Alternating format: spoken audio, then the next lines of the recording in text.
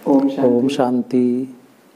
मित्रों, जैसा कि हम अपने पिछले एपिसोड में बात कर रहे थे, जो शिवरात्रि वाले दिन शिव जी को जो चीज़ें चढ़ाई जाती है, लेकिन वो चीज़ें क्यों चढ़ाई जाती है, उनके पीछे का रहस्य क्या है, क्या मतलब है, आज भाई साहब से हम समझेंगे इन चीज़ों के बारे में। तो आइए जानते हैं। स्वागत है। भारत के सारे त्यौहार में रहस्य तो है और एक एक रहस्य का पर्दाफाश हो रहा है। शिवरात्रि का चैप्टर जो चल रहा है, ये बहुत ही अनमोल बात है, सत्य है कि शिवरात्रि पे जो 5 चीज़ चढ़ाई जाती है, उन पांचों के रहस्य क्या है, या जो चढ़ाई जाती है क्या सत्य में शिव पिता परमात्मा उन सारे चीज़ों को स्वीकार करता है, या उसको चढ़ाने से भगवान खुश किस तरह से मुझसे होता है कि मैं ये 5 चीज़ जो चढ़ा रहा हूँ, गेड़ी, धतूर, वैर, बेलपत्र, जो सारी चीज़ें हैं, दूध, क्या भगवान उससे खुश हो जाते हैं? हम कैसे जाने इसको कि खुश होते हैं कि नहीं है? उसके रहस्य को अगर हम आप समझें आध्यात्मिक रूप से, जो परमात्मा ने बताए, तो शायद हमारा सबकॉन्शियस माइंड इसको स्वीकार करे कि नहीं, सत्य तो ऐसा होना चाहिए। लेकिन कमाल है भारत की संस्कृति में कि हमारे ऋषि मुनियों ने कितने तपोबल से उस चीज़ को जो लिखा है और जो दर्शाया है, उसके पीछे कितना गूढ़ रहस्य है। बस खाली उसके आध्यात्मिक रूप में लेकर हम लोग उसके अपने जीवन में अगर उतारना शुरू कर दें, तो हम भी परमात्मा के सर्वश्रेष्ठ बच्चे बन सकते हैं। क्योंकि शिव और शालिग्राम दिखाते हैं ना, शिवलिंग है, उसके आरी बगल भी बिल्कुल गोल पत्थर टाइप का, जो उसको शालिग्राम बोलते हैं। इसकी बहुत बड़ी कहानी है, बहुत बड़ा इसका अर्थ है हमारे शास्त्रों में, जो अनेक गहनतम से गहनतम राज उसमें छिपा है। अच्छा जी, हम एक चीज़ का उसमें अगर लेते हैं, भगवान परमात्मा शिवरात्रि पर आता है, उसका अवतरण दिखाया जाता है, उस पर हमने चढ़ाया मान लो गेड़ी। वो जगत नियंता जो अव्यक्त है, निराकार है, अभोक्ता है। अभोक्ता का मतलब है जो खान पान, इन सभी भोक्ताओं से, भोग से ऊपर हो, बहुत सारी चीज़ें उसमें और आती हैं, इससे ऊपर हो। तो क्या मैं उसको जो भी ये 5 चीज़ चढ़ाता हूँ, क्या उसका वो सेवन करता है? इस सोचने की बात है। उसके हम अपने भारत की संस्कृति के और अंदर में जाएं, क्योंकि इसमें बहुत रहस्य छिपा है। तो बिना आध्यात्मिक रहस्य निकाले नहीं जा सकते। गेड़ी की बात ले ली जाती है, शिवरात्रि में, वो कलयुग की रात्रि में आता है, यानी ये आध्यात्मिक रहस्य पिछली बार भी समझे कि ये तमो प्रधानता का प्रतीक है कि मनुष्य एकदम विकारी हो जाता है। ऐसे जब धरती बिल्कुल पाप रूपी अंधकार में होता है, ये उसका स्पिरिचुअल है, ये अंधकार नहीं रात दिन का। तो भगवान आते हैं उसमें और मांगते हैं कि अपने जीवन के बुराइयों को मुझे अर्पण कर दे। आप वो बुराई विशेष रूप से अगर शास्त्र में देखें तो भी वो बुराई क्या है, वो सारे धर्म के लोग जानते हैं इसको, आप भी जानते होंगे। वो 5 बुराइयां गिनती में है, वो कौन से हैं? सबसे पहले तो काम, क्रोध, लोभ, मोह, अहंकार, ये 5 वो बुराइयां हैं। अब ये तो सभी जानते हैं, 5 बुराई गिनकर है बहुत मोटे तौर में जी। ये 5 बुराइयां ही संसार में, जो उजाला की दुनिया थी जिसको सतयुग कहा गया, जहां ये 5 नहीं थे, और कलयुग में यही 5 राक्षस प्रत्येक मनुष्य के जीवन में आ जाते हैं। काम, क्रोध, मोह, लोभ, ये जो आने के बाद जीवन अंधकार में होने लगता है। धरती इसको कलयुग हो जाता है, जो सतयुग था उसको कलयुग कहा जाता है, काला युग। हाँ, कहते नहीं है दिन में भी अंधकार लगा हुआ है, इतना पाप हो रहा है। बिल्कुल। और इसको ही अधर्म का युग कहा जाता है। जी। पहले चैप्टर से आपने समझा है धर्म और अधर्म, तो यही है। तो भगवान आते हैं, 5 चीज़ें का डिमांड करते हैं कि बच्चे अपने जीवन से काम, क्रोध, मोह, लोभ, अहंकार को आप छोड़ दे, यानी त्याग दे, यानी चढ़ा दे। हम उस शास्त्रों में लिखी हुई बातों को, उसके आध्यात्मिक रहस्य को ना समझकर सिर्फ हमने पदार्थ को भगवान आया चढ़ा दिया। लेकिन वो पांचों चीज तो हमारे अंदर राक्षस बैठा है ना, काम, क्रोध, मोह, लोभ, अहंकार, ये कैसे जाएगा? उसके लिए क्या कह देते हैं, भगवान तू ही मेरा सारी बुराइयां निकाल दे। ऐसा तो कहीं नहीं लिखा है मैं निकाल दूंगा, किसी शास्त्र में नहीं लिखा है मैं तेरी बुराइयां निकाल दूंगा। तो कह रहा है ना निकाल दूंगा, नहीं। गीता में भी कहा है परमात्मा ने कि अर्जुन ये काम विकार तेरा दुर्जन शत्रु है, तू इस पर आत्मस्वरूप में स्थित होकर और मेरे ज्ञान के चिंतन और मनन से अपने जीवन में ज्ञान को धारण करते हुए कर्म कर, निश्चय ही इससे तू विजय प्राप्त करेगा। तो उस पे सारे बुराइयों को इशारा किया गया है। यहाँ भी वही बात है। तो जो उसमें गेड़ी चढ़ाते हैं तो उसमें गांठ वाली बहुत ध्यान देकर उस पर चढ़ाते हैं। क्यों?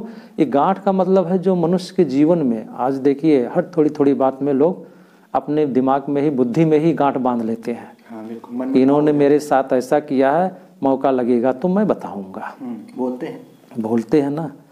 आप इस पर थोड़ा ध्यान दो। भगवान कहता है ये गेड़ी वाला बहुत चढ़ा के देखा, तेरे जीवन में सुख शांति की अभी परसेंटेज मात्र भी कम आई है। अभी क्या कर, अब इसकी जगह पे इसका आध्यात्मिक रूप जरा प्रयोग करके भी देख लो। हो सकता है कुछ परिवर्तन दिखे। तो राइट क्या है, रॉन्ग क्या है, सिर्फ चढ़ाना ही है, यानी भगवान पर अर्पित करना, मतलब अपनी बुराइयों को भगवान के सामने रख कर और उसे कहना है आज के बाद हे प्रभु मैं इन काम विकार से, क्रोध से, लोभ से मैं बाहर रहूंगा। और जो हमने एक दूसरे से नफरत, क्रोध का गांठ बांध रखा है, उस गांठ को मैं खोल देती हूँ, यानी क्षमा कर देती हूँ। सीधा है। इसलिए गेड़ी दिखाया गया है गांठ का चढ़ाना। जीवन में गांठ बांधा है या बैर बना के रखा है तो उसको हमें क्षमा कर देना है, भूल जाना कोई बात नहीं, क्षमा किया, इससे बड़ा फायदा है।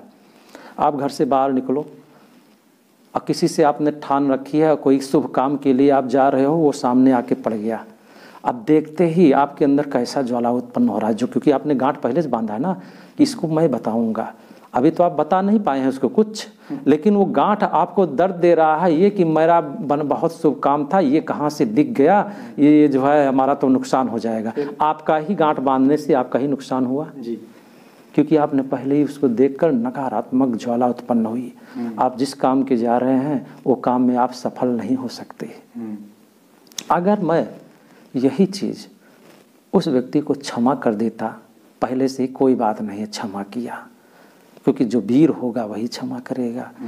तो आपके सामने वो व्यक्ति अगर सामने पड़ता भी है तो आपके अंदर वो क्रोध की ज्वाला नहीं उठ सकती, क्योंकि आपने क्षमा किया है, दिल से किया है ना, ज्ञान युक्त, विवेक युक्त बुद्धि से क्षमा किया है, तो निश्चित है आप शांत रहेंगे, कोई बात नहीं, बैठ करके आप जाएंगे, काम होगा। नहीं तो आप ज्वाला लेकर जाएंगे, उसकी बातें, उसकी चेहरा चलता रहेगा, बीच में कहाँ आ गया वो, ऐसा मनहूस व्यक्ति सामने, तो हमारा नुकसान। तो उसके लिए ये कहा गया है जो है गेड़ चढ़ाते हैं, गांठ। और उसी से संबंधित बैर भी है। बैर भी तो वही है जो हमने बैर बना के रखा है, दूसरों से बैर बना जी जी, उसको चढ़ाने के लिए। तो बाबा कहता है वही, भगवान कहते हैं वही कि बच्चे ये जो है, जो गांठ है इसको खोल दे और बैर वैर नहीं रख, प्रेम से रहा। तो जीवन में जहाँ प्रेम होगा तो वहाँ ऑटोमेटिक मिठास आ जाएगी ना, वहाँ ऑटोमेटिक खुशियाँ रहेंगी जी। इसलिए गन्ना में गांठ भी है, गन्ना का स्वाद क्या है, कड़वा तो नहीं है ना, मीठा है। यानी जीवन क्या है, मिठास। जीवन एक मिठास की तरह जीना ही वास्तविक जीवन है। तो बैर और गांठ जो बनाया है उससे हम अपने आप ही, जैसे हम सोच लेते हैं, क्षमा कर देते हैं, तो अपने आप छूटना शुरू हो जाता है, तो जीवन में मिठास आना शुरू होता है। अब जो व्यक्ति आपके सामने पढ़ने से कड़वापन नजर आता था, अभी वहाँ मिठास नजर आएगा। इसलिए भगवान ने ये कहा था चढ़ाने के लिए, छोड़ने के लिए, लेकिन हम कहीं ना कहीं सिर्फ परपाटी को फॉलो करते आ रहे हैं, जो पीछे हमें जी। मेरे जो बच्चे आएंगे वो भी यही फॉलो करेंगे, तो जो हमारी आध्यात्मिक उन्नति होनी चाहिए वो तो नहीं हो पाएगी, सिर्फ भौतिक उन्नति जरूर हो रही, क्योंकि भौतिक चीज़ें हम सिर्फ चढ़ा रहे हैं। ठीक है, हमें चढ़ाना भी है, लेकिन साथ साथ अंदर की बुराई भी चढ़ाना है। मैं ये नहीं कह रहा उसको भी छोड़ दो, चढ़ाते रहो, लेकिन इस पर ध्यान दो, इसको भी करते जाओ तो कितना अच्छा हो। अब उसके साथ आता है बेलपत्र आता है जी, ठीक है, अक का फूल आता है, कांटेदार, मतलब जितनी भी जो है काम की चीजें नहीं है वही चीज शिव को सब अर्पित की जाती है। अब इसके पीछे क्या है, शिव आते हैं, शिव की हमारा पिता है ना, पूरे धरती का, ब्रह्मांड का, सभी का जगत पिता परमात्मा शिव है। तो इतना दयालु है, भोला है, कृपालु है, वो नहीं कहता जो आप चाहो उसको चढ़ा दो, इसलिए भोला कहा गया है। क्षमा कर देता है गलतियों को और आता है प्यार से, कहता अपने अंदर की बुराइयों को मुझे चढ़ा दे। ये बुराइयां क्या है, ये झाल झंखाड़ है जो हम उसको चढ़ाते हैं, कांटा का, अक का फूल और गेड़ी वो भी लगा हुआ सब चढ़ा देते हैं काट के, है ना, बैर चढ़ा देते हैं। क्या इस संसार में अच्छे फल फ्रूट संख्या कम हो गई है क्या? वही चीज़ है, धतूरा चढ़ाते हैं, कांटेदार होता है जी, उसके बाद लास्ट विष भी होता है, उसमें विष होता है जी, लास्ट में दूध भी चढ़ाते हैं जी। तो ये सारी चीजें जो आप प्रथा देख रहे हैं, विष युक्त चीजें, कांटे युक्त चीजें, ये मनुष्य के नेगेटिव नकारात्मक संस्कार का प्रतीक है कि हमारे ऐसे संस्कार हों जो दूसरे को कांटे की तरह चुभे, हमारे ऐसे शब्द हों, बोल दो कि कांटे की तरह उसके सीने में फाड़ के चला जाए, विष की तरह। आपको देखते ही सामने वाले का इतना नहीं, इतना ज़्यादा द्वंद्व है कि अच्छा खासा मुस्कुराता हुआ आया और देखते ही अंदर में आपके क्रोध रूपी विष आ गया। हाँ, जिसको बोलते हैं नफरत का विष, बिना बोले, ये भी विष ही तो है। तो भगवान ने एक ही चीज़ कहा, क्षमा बहुत बड़ी चीज़ है। श्री राम के अंदर क्षमा का आप पारावार था, पूरा एकदम सागर था, वो भी समझ लीजिए, दिखाते हैं शास्त्र रामायण में, क्षमा ही करता गया वो चीज़ मुझे सीखना है। और वो हिम्मत कौन देता है इतनी? परमात्मा पिता आकर शिक्षा देकर, प्यार देकर, उसके बाद हिम्मत, क्योंकि शिक्षा प्यार से ही दिया जा सकता है। उस प्यार में दिया गया शिक्षा मनुष्य अपने जीवन में उतार लेता है। बाबा कहता मीठे बच्चे, मीठे, हर पहले शब्द में मीठे बच्चे, अपनी सारी बुराइयों को मुझ पर अर्पण कर दे।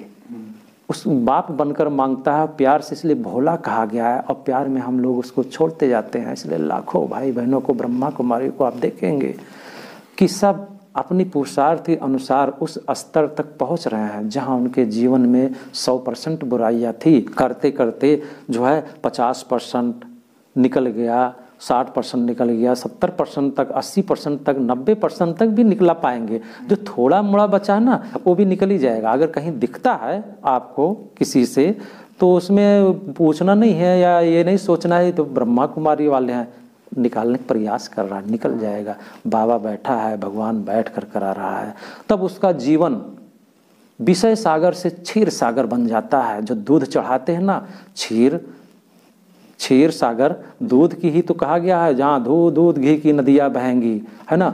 जो अपने जीवन से काम, क्रोध, मोह, लोभ, अहंकार आप निकाल देंगे तो आपके जीवन में क्या बचेगा? जीवन आपका क्षीर सागर में मौज करेगा। विष्णु के बारे में बहुत सारी चीज़ें बताते हैं। इसलिए शिवरात्रि में, खासकर शिवरात्रि पर ही ये सारी चीज़ें चढ़ाई जाती है। ये रात्रि घंघोर कलयुग की निशानी है। धर्म का सत्यानाश, अधर्म की स्थापना समलो हो चुका था मनुष्यों के द्वारा यहाँ पर। और इन पांचों विकारों ने हमारे आपके अंदर जो है प्रवेश कर इनका अधीन होकर आज ये युग परिवर्तन हो गया, कलह कलेश का युग कलयुग हो जाता है, धर्म का युग। तब परमात्मा आते हैं तो यही 5 विकारों को वो हमसे चाहते हैं और अपने ज्ञान, वो ज्ञान की गंगा बहा के जीवन से निकलवाते हैं। फिर से वो सतो प्रधान और क्षीर सागर वाली दुनिया है नहीं, वो फिर से धरती पर आती है। ये उसके संपूर्ण रहस्य है। जी बिल्कुल मित्रों, जैसा कि हमने आज जान लिया, वो जो 5 चीज़ें हम चढ़ाते हैं, क्यों चढ़ाते हैं, उनके पीछे का रहस्य भी आज भाई जी ने हमें बहुत ही प्यार से समझाया। और सही बात है, हम चढ़ा तो आते हैं मंदिरों में, लेकिन उनके पीछे का रहस्य नहीं जब तक पता हो, तब तक चढ़ाने का कोई मतलब नहीं है दोस्तों। तो आज के इस एपिसोड को हम यहीं पर समाप्त करते हैं और आशा करते हैं कि आप सबको हमारा ये चैनल बहुत पसंद आता है। तो प्लीज़ हमारा चैनल सब्सक्राइब करें, ज़्यादा से ज़्यादा सब्सक्राइब करें, लाइक करें और कमेंट भी करें आपको हमारा चैनल ये कैसा लगता है। तो दोस्तों अब हम चलते हैं, तो अब दीजिए इजाज़त ज्ञान की पाठशाला के इस चैप्टर से। ओम ओम शांति। शांति।